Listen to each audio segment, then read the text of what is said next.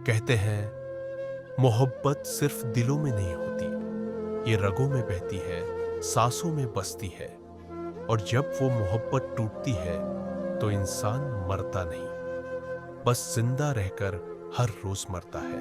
मैं अनय, एक छोटा सा गांव का लड़का जिसकी जिंदगी में बस दो ही सपने थे, एक अच्छा इंजीनियर बनना और एक ऐसा इंसान पाना जो मुझे समझे, मुझे चाहे, मुझे अपनाए। जिंदगी किताब की तरह थी जिसमें हर पन्ना सीधा साधा था, जब तक कि वो नहीं आई, वो यानी सिया। पहली बार मैंने उसे कॉलेज के पहले दिन देखा था। हल्के नीले रंग का सलवार, हाथ में किताबें और आंखों में जाने कैसा सुकून, जैसे किसी ने मेरी बेचैन रूह पर ठंडी हवा का हाथ रख दिया हो। मैं बस उसे देखता रह गया और उसने एक नजर मेरी तरफ देखी और मुस्कुरा दी। यकीन मानो भाई, उस मुस्कान में ऐसा नशा था जो मेरे होश उड़ा ले गया। क्लासेस शुरू हुई और पता चला कि हम दोनों का सेक्शन एक ही है। मैं पढ़ाई में अच्छा था, वो थोड़ी शांत थी, लेकिन बातें करने में उसकी सादगी दिल को छू जाती थी।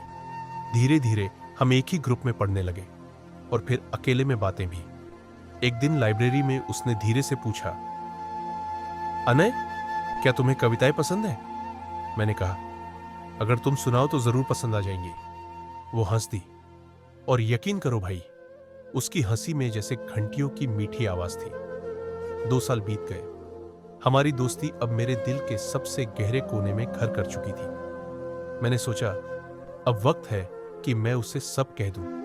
वो बारिश की शाम थी, कॉलेज कैंटीन के बाहर। मैंने कहा, सिया, मैं जानता हूं कि हम अच्छे दोस्त हैं, लेकिन मेरे लिए तुम सिर्फ दोस्त नहीं हो। मैं तुमसे प्यार करता हूं। वो चुप रही और कुछ पल बाद बोली, अनय, मैं भी तुमसे प्यार करती हूं, लेकिन एक बात है, मेरी जिंदगी उतनी आसान नहीं जितनी तुम सोचते हो। मैंने हंसकर कहा, प्यार आसान नहीं होता सिया, लेकिन मैं वादा करता हूं मैं इसे आसान बना दूंगा। हमारा प्यार गहरा होता गया, लेकिन उसी के साथ मुश्किलें भी बढ़ने लगी। सिया के घर वाले पुराने ख्यालों के थे और उन्होंने उसकी शादी बचपन में ही किसी और से तय कर दी थी। वो लड़का विदेश में था, लेकिन उसकी वापसी का मतलब था सिया का उससे ब्याह होना। हमने छुप छुप कर मिलना शुरू किया, सपने बुनना शुरू किया। पर एक दिन उसके घर वालों को हमारे बारे में पता चल गया। वो रात मेरी जिंदगी की सबसे लंबी रात थी। सिया का मैसेज आया, अनय, पापा ने मेरा फोन ले लिया है, शायद ये हमारी आखिरी बात हो। मुझे माफ कर देना अगर मैं तुम्हारे साथ अपना वादा नहीं निभा पाई। भाई, वो लाइन पढ़कर मेरे हाथ कांप गए। मैं कॉलेज हॉस्टल से भागकर उसके घर पहुंचा, लेकिन गेट बंद था और उसके पापा ने मुझे गाली देकर भगा दिया। अगले दिन पता चला वो अपने मंगेतर के साथ शहर छोड़ चुकी है। मैंने पढ़ाई छोड़ दी, दोस्तों से मिलना छोड़ दिया, बस कमरे में बंद होकर उसकी यादों में डूबा रहता। हर गाना, हर जगह, हर खुशबू सिया की याद दिलाती थी। 5 साल बाद मैं एक मल्टीनेशनल कंपनी में काम करता था। जिंदगी संभल तो गई थी, लेकिन दिल का खालीपन अब भी वही था। एक दिन ऑफिस से लौटते वक्त सड़क किनारे एक बच्ची को गिरते देखा। मैंने दौड़कर उसे उठाया और जब उसकी मां आई, वो सिया थी। हाँ भाई, वही सिया, बस अब उसकी आंखों में वो चमक नहीं थी। उसने मुझे देखा और सिर्फ इतना कहा, अनय, तुम ठीक हो? हम पास के पार्क में बैठ गए।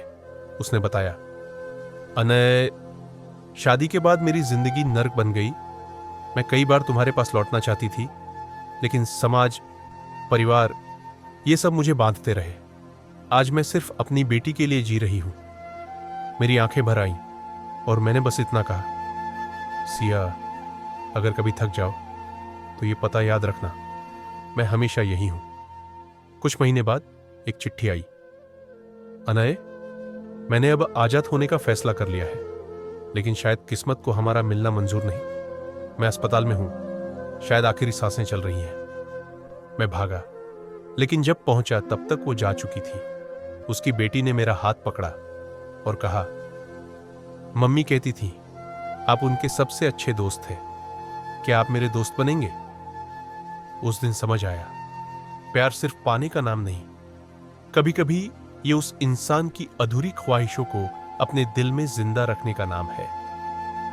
सिया चली गई, लेकिन उसकी बेटी में मैंने उसे फिर से पा लिया।